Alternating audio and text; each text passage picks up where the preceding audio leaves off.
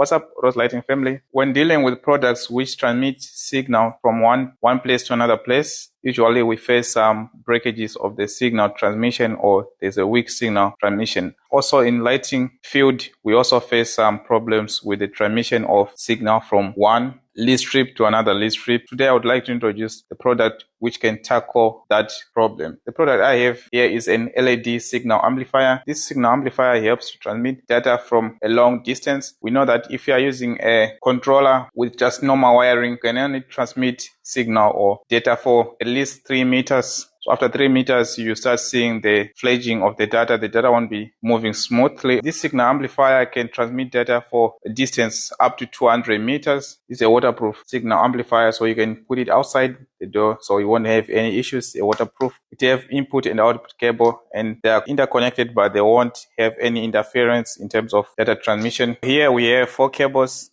And this green cable is for data cable, blue cable is GND cable, and these 2 cables, red and black, is to connect to the power supply. And the other side here, we also have the other cable, black and red cable. This black and red cable, you need to connect to the lead strip. Bear in mind, this is not a LED controller. This is just an amplifier. To work with this amplifier, you need to have a controller. I already did the connection, so let me show you the connections here. This amplifier is not a controller, so you need to use a controller to work with this amplifier. The blue cable, which is a GND, are connected on the controller, and also the data, the green, are connected on the controller port. And also those 2 power cable, which is the red and blue, are connected to the power supply. This is the code you need to connect to the lead strip.